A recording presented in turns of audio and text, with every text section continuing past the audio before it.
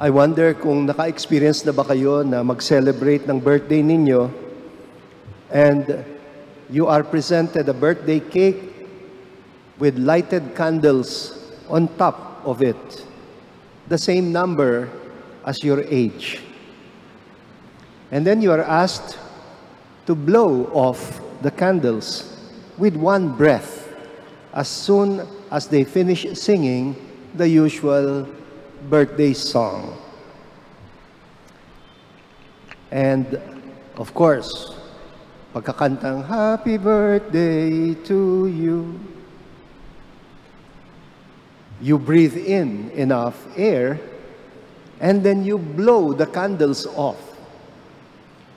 And they go off, all right, but they keep lighting up again, one by themselves.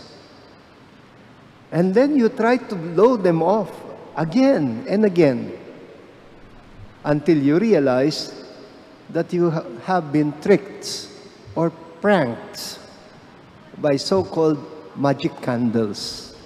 Meron hong ganun. Are you familiar with magic candles? Now, this is what King Herod seems to be saying to himself. In today's gospel, when he hears about Jesus and suspects that this man was actually the pesky prophet John the Baptist whom he had beheaded, but who had apparently come back to life.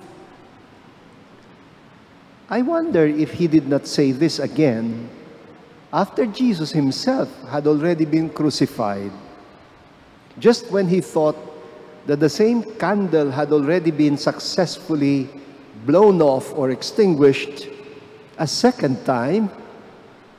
Para bang sumindi ulit. It kept lighting up again and again in his disciples, who even multiplied.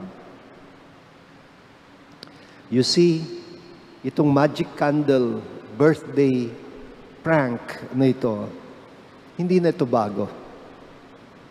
God has done it also on the birthday of King Herod.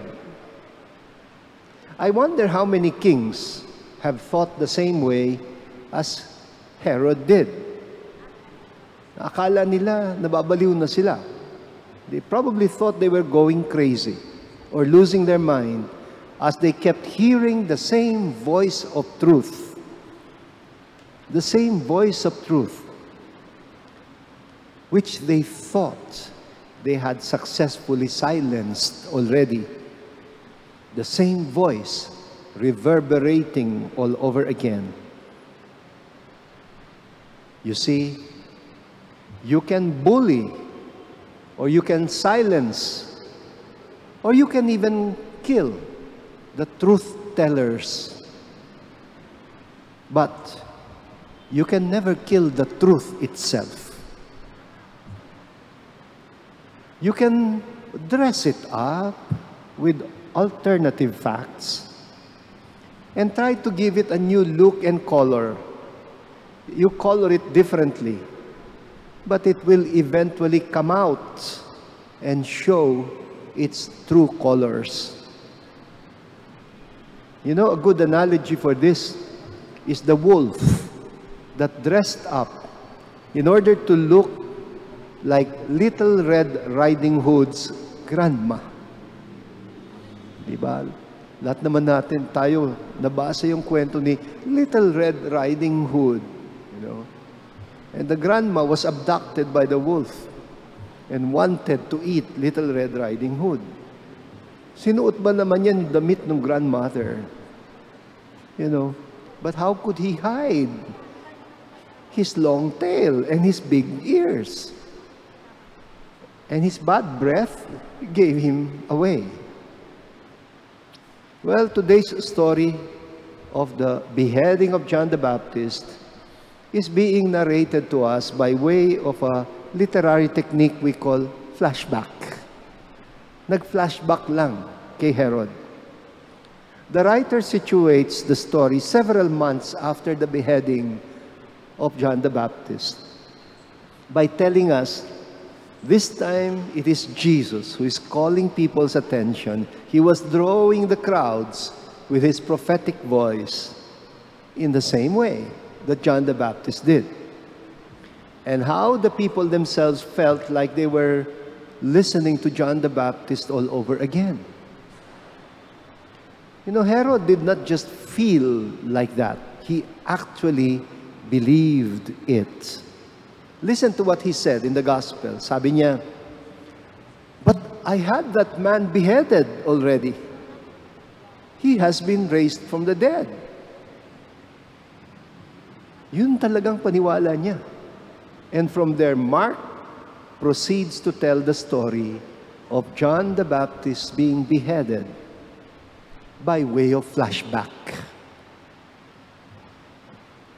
Sigurado ko the other disciples were also afraid that what had been done by Herod on John the Baptist might be done again by the authorities on Jesus.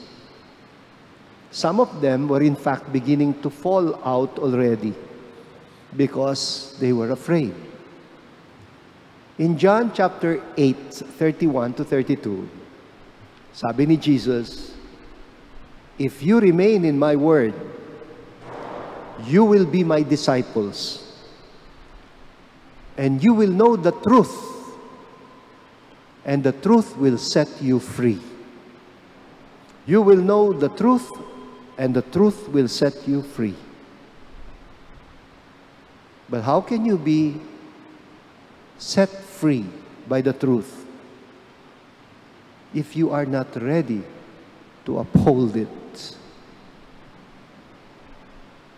Ito nga yung issue ni Poncio Pilato nung kausap niya si Jesus. And Jesus was talking about the truth.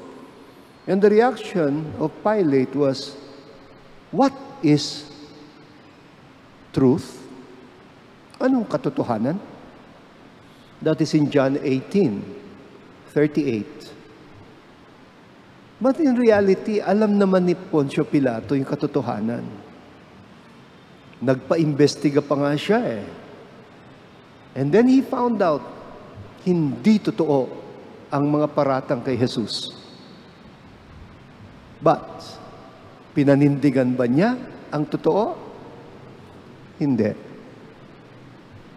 He could not uphold the truth because he was afraid that he might be accused of betraying the political interests of the Roman Empire.